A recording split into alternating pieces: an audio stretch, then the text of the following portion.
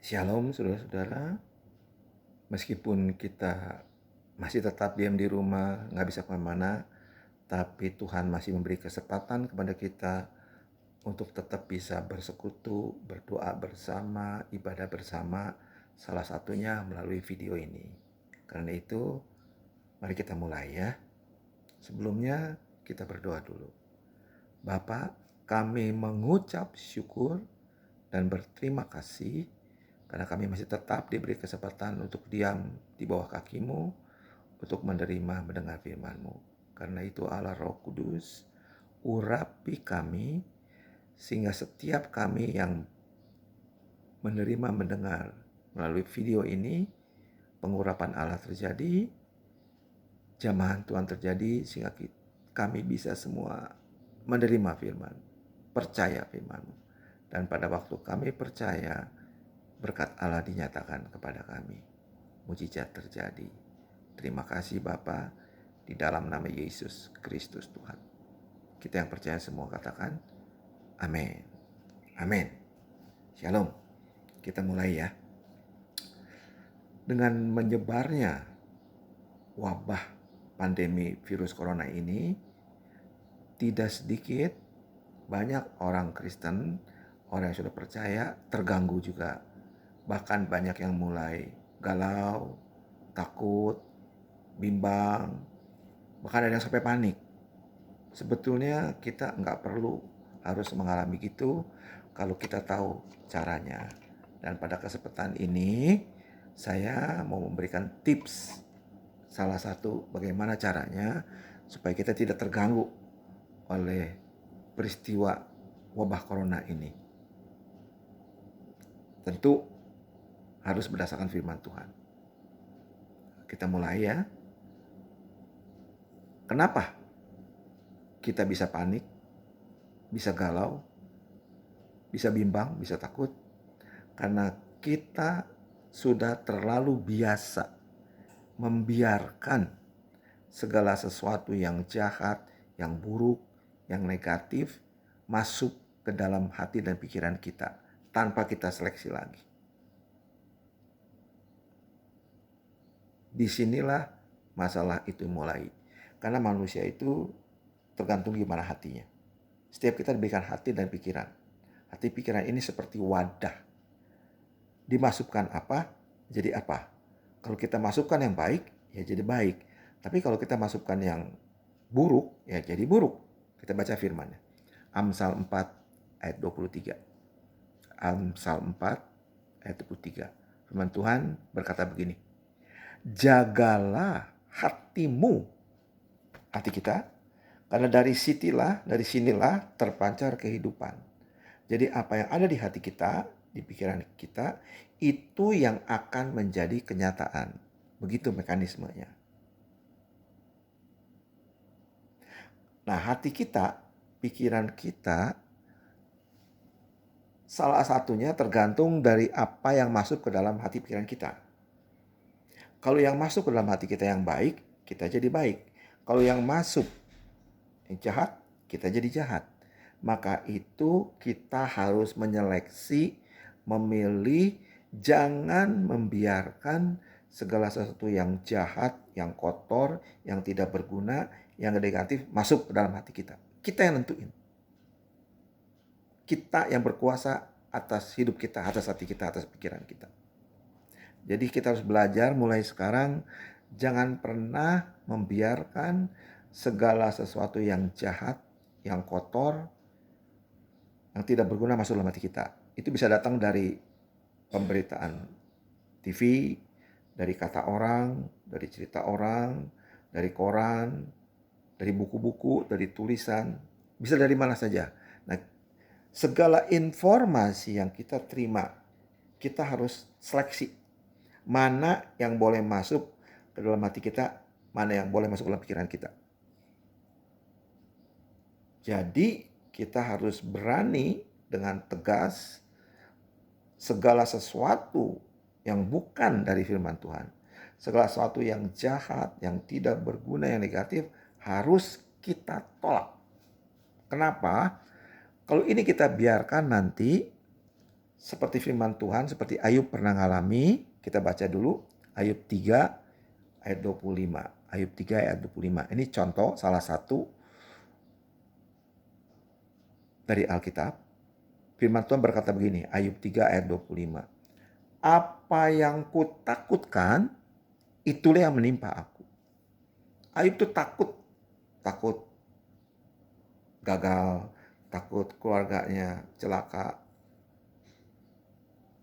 Takut ini dia masukkan ke dalam hati pikirannya, dia terima, dia percaya, terjadi.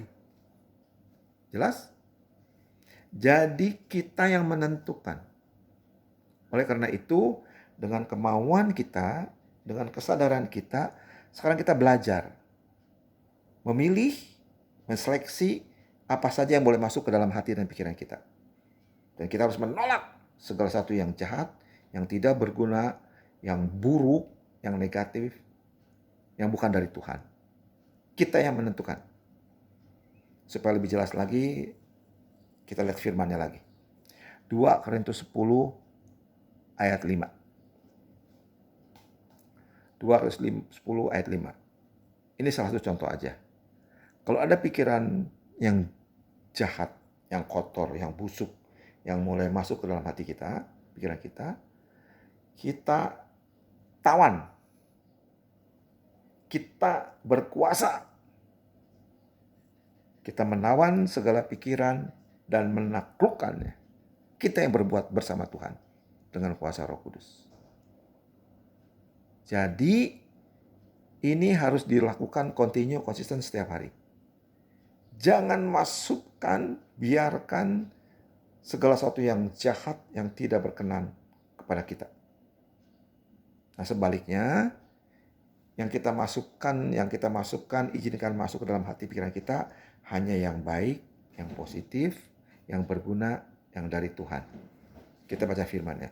Filipi 4 ayat 8, 9. Filipi 4 ayat 8, 9. Saya tidak baca semua, saya baca sebagian. Pikirkanlah segala sesuatu yang baik, yang suci, yang kudus, yang berkenan kepada Tuhan. Itu yang kita pikirkan, itu yang kita masukkan. Yang positif, yang baik, yang dari Tuhan. Dan kita harus lakukan praktekan ini konsisten setiap hari. Sehingga nanti kalau kita praktekkan ini setiap hari, kita mulai terbiasa. Kita udah gak bisa lagi dengar yang jahat, yang kotor, yang bukan dari Tuhan. Kita udah biasa menerima segala sesuatu yang baik, yang benar, yang dari Tuhan saja. Nah, pada mulanya memang gak gampang, susah. Tapi kita belajar. Karena ini bagian kita, bukan bagian Tuhan. Kita yang menentukan apa-apa yang boleh masuk ke dalam hati dan pikiran kita. Kalau kita praktekkan ini terus-menerus, konsisten, pada mulanya mungkin nggak berasa apa-apa. Nah, kita harus tekun terus konsisten belajar ini, sampai nanti menjadi satu kebiasaan, menjadi bagian dari hidup kita. Nah, kalau kita sudah lakukan ini, sudah ingat, Roh Kudus ada di hati kita. Kalau Roh Kudus sudah tidak diganggu lagi oleh segala yang jahat, yang kotor, yang kita masukkan itu sudah tidak ada lagi. Karena kita sudah bisa memilih mana-mana yang baik, yang benar saja yang boleh masuk ke dalam hati kita. Maka Roh Kudus akan bekerja sepenuhnya dalam hati kita. Dan salah satu tanda yang dari Tuhan, yang signifikan karena kehadiran Tuhan dalam hati kita, yaitu damai sejahtera Allah. Damai sejahtera Allah inilah salah satu tanda kehadiran Allah bersama dengan kita di hati kita.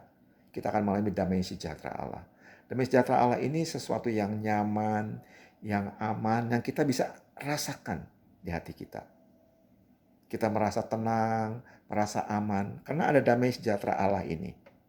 Nah, pada tahap ini, hati kita mulai dibebaskan dari segala yang jahat, dari segala yang tidak berguna, dari segala ketakutan. Karena ada damai sejahtera Allah yang menaungi, yang memenuhi hati, pikiran kita.